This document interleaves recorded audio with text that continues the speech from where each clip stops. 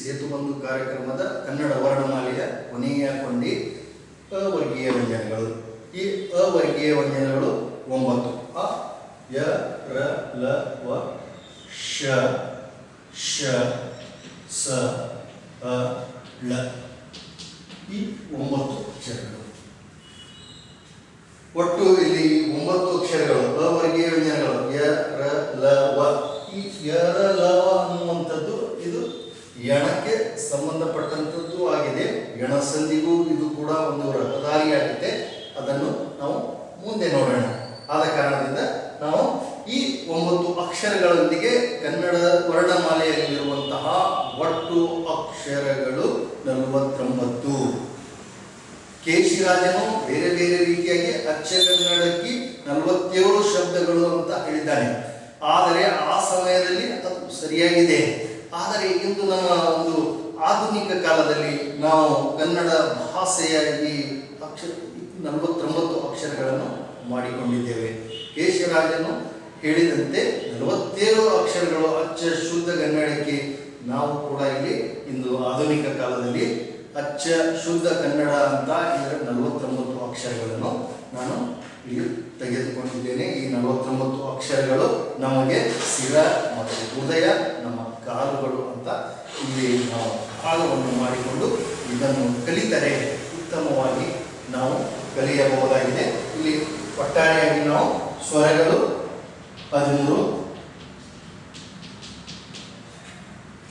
ಯೋಗವಾಹಗಳು, ವಾಹಗಳು 2,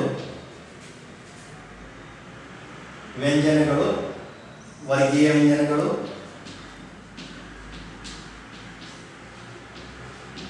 ವರ್ಗೀಯ ವ್ಯಂಜನಗಳು 25, ಅವರ್ಗೀಯ ವ್ಯಂಜನಗಳು, ವ್ಯಂಜನಗಳು 9. ಹೀಗೆ ಒಟ್ಟಾರೆಯಾಗಿ ಕನ್ನಡದಲ್ಲಿರುವಂತಹ ಒಟ್ಟು ಕನ್ನಡ ವರ್ಣಮಾಲೆಯ ಅಕ್ಷರಗಳು 49. 13, 15, 15, 1, 25, 40, 40, 9, 49. ಇವು ನಮ್ಮ ಕನ್ನಡ ಭಾಷೆಯ ಸ್ವಶಿರ ಮತ್ತು ಹೃದಯ ಮತ್ತು ಕಾಲುಗಳಿದ್ದಂತೆ ಈ ಭಾಷೆಯನ್ನು ಇಷ್ಟೊಂದು ನಾವು ಸ್ವಚ್ಛವಾಗಿ ಇದನ್ನು ತಿಳಿದುಕೊಂಡರೆ ನಮ್ಮ ಕನ್ನಡ ಭಾಷೆಯ ಅರ್ಧ ಭಾಷೆಯನ್ನು ನಾವು ಕಲಿತಂತೆ. ಇದನ್ನು ನಾವು ತಿಳಿದುಕೊಂಡು ನಮ್ಮ ಈ ಭಾಷೆಯನ್ನು ಮತ್ತು ನಮ್ಮ ಸೇತುಬಂಧು ಕಾರ್ಯಕ್ರಮಕ್ಕೆ ಇದು ಬುನಾದಿಯಾಗುತ್ತೆ ಅಂತ ನಾನು ಹೇಳಬಹುದು.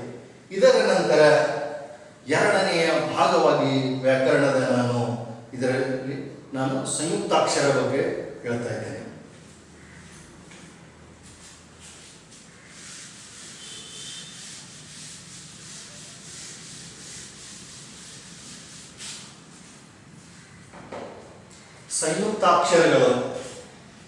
ಸಂಯುಕ್ತಾಕ್ಷರಗಳೆಂದರೇನು? ಸಂಯುಕ್ತಾಕ್ಷರಗಳು ಒಂದು ಸ್ವರಕ್ಕೆ ವ್ಯಂಜನ ಪರವಾಗಿ ಬಂದರೆ ಅದಕ್ಕೆ ಸಂಯುಕ್ತಾಕ್ಷರಗಳೆಂದು ಕರೆಯುತ್ತಾರೆ. ಅಂದರೆ ಇಲ್ಲಿ ಒತ್ತಕ್ಷರಗಳನ್ನು ಯಾವ ರೀತಿಯಾಗಿ ನಾವು ಬರೆಯುತ್ತೇವೋ ಅದಕ್ಕೆ ಒತ್ತಕ್ಷರಗಳಿಗೆ ನಾವು ಸಂಯುಕ್ತಾಕ್ಷರಗಳೆಂದರೂ ಕೂಡ ತಪ್ಪಾಗಲಾರದು. ಒತ್ತಕ್ಷರಗಳನ್ನು ಯಾವ ರೀತಿಯಾಗಿ ನಾವು ಬಳಸಿಕೊಳ್ಳಬೇಕು? ಈ ಒತ್ತಕ್ಷರಗಳಲ್ಲಿ ಪ್ರಕಾರಗಳೆಷ್ಟು ಅಂದರೆ ಸಂಯುಕ್ತಾಕ್ಷರಗಳಲ್ಲಿ 2 ಪ್ರಕಾರಗಳು.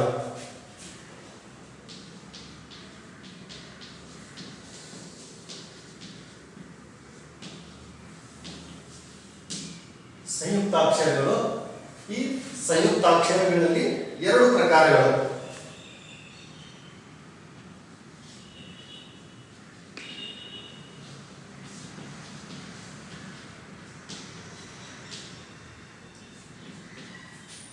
ಒಂದು ಸಜಾತಿಯ ಸಂಯುಕ್ತಾಕ್ಷರ,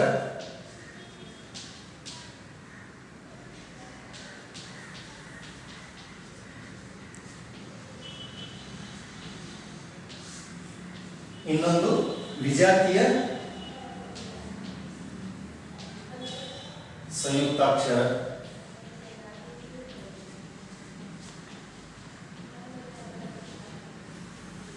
ವಿಜಾತಿಯ ಸಂಯುಕ್ತಾಕ್ಷರ. ಸಜಾತಿ ವಿಜಾತಿ ಅನ್ನುವಂಥದ್ದು ಇವುಗಳ ಬಗ್ಗೆ ನಾವು ತಿಳಿದುಕೊಳ್ಳೋಣ. ಈ ಎರಡು ಸಜಾತಿ ವಿಜಾತಿಯ ಸಂಯುಕ್ತಾಕ್ಷರಗಳು ಸಂಯುಕ್ತಾಕ್ಷರಗಳ ಒಂದು ವಿಂಗಡಣೆಯಾಗಿದೆ. ಸಜಾತಿಯ ಅಕ್ಷರಗಳು ಅಂದರೆ ಏನು? ಸ್ವಜಾತಿಯ ಅಕ್ಷರಗಳು. ಇಲ್ಲಿ ಸಜಾತಿಯ ಒಂದು ವ್ಯಂಜನಕ್ಕೆ ಅದೇ ವ್ಯಂಜನವು ಪರವಾಗಿ ಬಂದರೆ, ಒಂದು ವ್ಯಂಜನಕ್ಕೆ ಇನ್ನೊಂದು ವ್ಯಂಜನ ಪರವಾಗಿ ಬಂದರೆ, ಮತ್ತೊಂದು ವ್ಯಂಜನ ಅಲ್ಲದೆ ಅದೇ ವ್ಯಂಜನಕ್ಕೆ ಅದೇ ವ್ಯಂಜನ ಬಂದರೆ ಇಲ್ಲಿ ಸಜಾತಿಯ ಸಂಯುಕ್ತಾಕ್ಷರ ಅಂತ ಹೇಳ್ತೇವೆ. ವಿಜಾತಿ ಅಂದರೆ ಒಂದು ಅಕ್ಷರಕ್ಕೆ, ಒಂದು ವ್ಯಂಜನಕ್ಕೆ ಇನ್ನೊಂದು ಬೇರೊಂದು ವ್ಯಂಜನ ಬಂದರೆ ಬೇರೊಂದು, ಅದಕ್ಕೆ ನಾವು ವಿಜಾತಿಯ ಸಂಯುಕ್ತಾಕ್ಷರ ಅಂತ ಹೇಳ್ತೇವೆ. ಇದರ ಬಗ್ಗೆ ನಾವು ತಿಳಿದುಕೊಳ್ಳೋಣ. ಸಜಾತಿಯ ಸಂಯುಕ್ತಾಕ್ಷರ.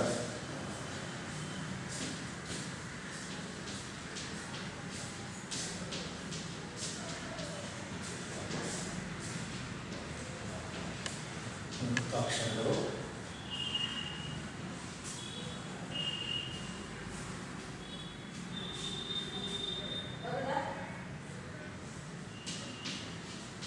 ಒಂದು ವ್ಯಂಜನಕ್ಕೆ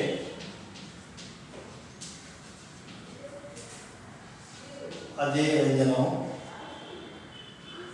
ವ್ಯಂಜನವು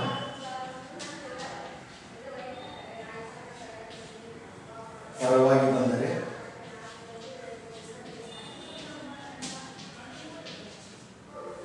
ಅದು ಸಜಾತಿಯ ಸಂಯುಕ್ತಾಕ್ಷರ.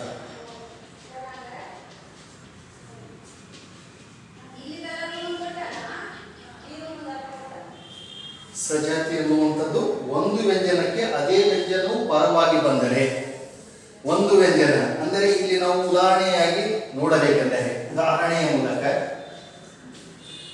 ಇವುಗಳನ್ನು ತೆಗೆದುಕೊಂಡಾಗ ಒಂದು ವ್ಯಂಜನ ಅಂದರೆ ಇಲ್ಲಿ ಮತ್ತೆ ಮತ್ತೆ ಇಲ್ಲಿ ನೋಡ್ತಾ ಇದ್ದೀರಿ, ತದ ಕೆಳಗೆ ತ, ಒಂದು ವ್ಯಂಜನದ ಕೆಳಗೆ ಇನ್ನೊಂದು ವ್ಯಂಜನ, ತದ ಕೆಳಗೆ ತದ ಒತ್ತಕ್ಷರ ಬಂದಿದೆ, ಅಥವಾ ಬದ ಕೆಳಗೆ ಬದ ಒತ್ತಕ್ಷರ ಬಂದಿದೆ, ಮದ ಕೆಳಗೆ ಮದ ಒತ್ತಕ್ಷರ ಬಂದಿದೆ. ಈ ರೀತಿಯಾಗಿ ಅದೇ ಅಲ್ಲಿರುವಂತಹ ಅಕ್ಷರ ಅದೇ ಅಕ್ಷರದ ಒತ್ತಕ್ಷರ ಕೆಳಗೆ ಬಂದರೆ ಅದಕ್ಕೆ ಸಜಾತಿಯ ಸಂಯುಕ್ತಾಕ್ಷರವೆಂದು ನಾವು ಕರೆಯುತ್ತೇವೆ. ಮತ್ತೆ ಮಳ್ಳಿ, ಕಳ್ಳಿ, ಅಮ್ಮ, ನೋಡಿ ಎಷ್ಟು ಸುಲಭವಾಗಿದೆ, ಸರಳವಾಗಿದೆ ಮತ್ತು ಅತಿ ಬಾಳೆಹಣ್ಣು ಸುಲಿದು ಯಾವ ರೀತಿಯಾಗಿ ನಾವು ಬಾಯಿಗೆ ಹಾಕಿಕೊಳ್ಳುತ್ತೇವೋ ಅದೇ ರೀತಿಯಾಗಿ ಇಲ್ಲಿಯೂ ಕೂಡ ಈ ಒತ್ತಕ್ಷರ ಸಂಯುಕ್ತಾಕ್ಷರಗಳಲ್ಲಿ ಸಜಾತಿಯ ಸಂಯುಕ್ತಾಕ್ಷರ ಅಷ್ಟೇ ಸುಲಭವಾಗಿದೆ.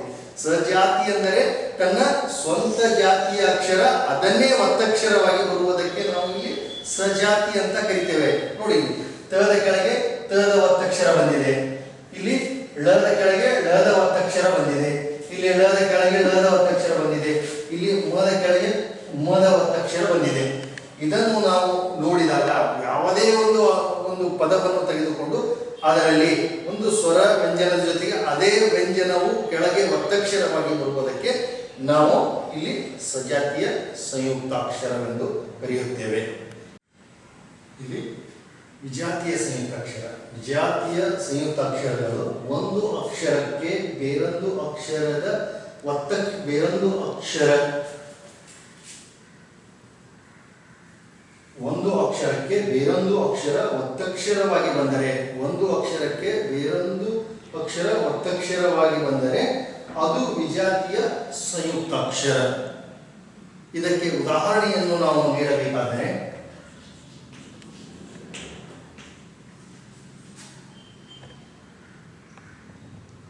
ಅನ್ಯ, ಅನ್ಯ, ಧನ್ಯ, ಧಾನ್ಯ, ಧಾನ್ಯ,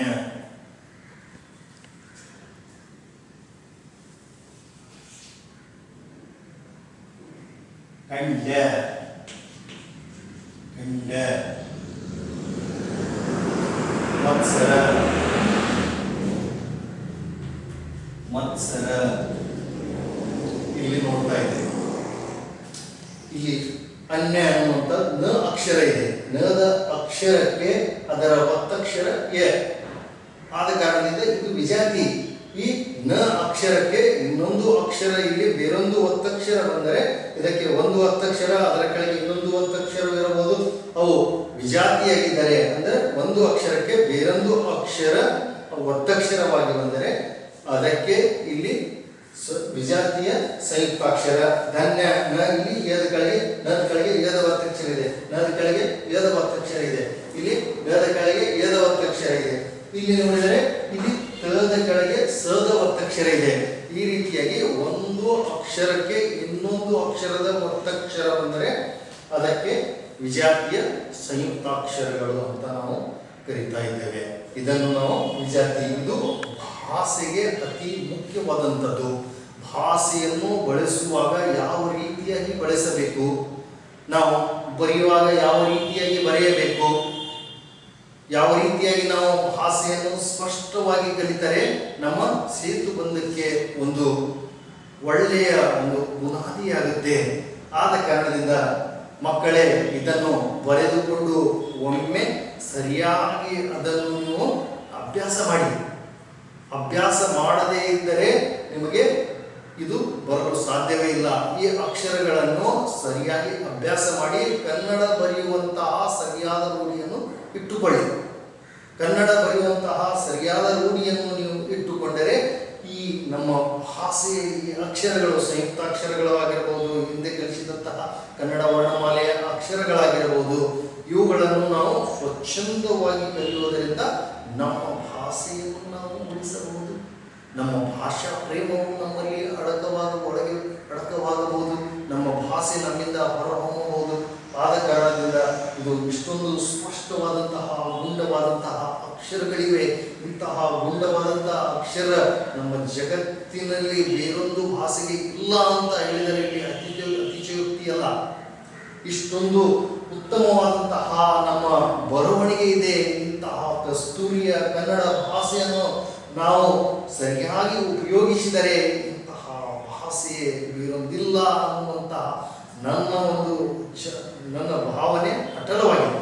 ಆದ ಕಾರಣದಿಂದ ನೀವು ಕೂಡ ಈ ಭಾಷೆಯನ್ನು ಕಲಿತು ಈ ಕಸ್ತೂರಿ ಕನ್ನಡವನ್ನು ಇದರ ಪರಿಮಳವನ್ನು ನೀವು ಕೂಡ ಸವಿದು ಇದು ಸೇತುಬಂಧಕ್ಕೆ ನಿಮಗೆ ರಹದಾರಿಯಾಗಲಿ. ಆದ ಕಾರಣದಿಂದ ಈ ಒಂದು ಸಂಯುಕ್ತಾಕ್ಷರಗಳು ನಿಮಗೆ ಸೇತುಬಂಧದಲ್ಲಿ ಅತಿ ಮುಖ್ಯವಾದಂತಹ ಒಂದು ಭಾಗವೆಂದು ನಾನು ಹೇಳ್ತಾ ಇದ್ದೇನೆ. ಇದರ ಮುಂದೆ ನಾವು ಕಲಿಯುವಂಥದ್ದು ಕಾಲಗಳು.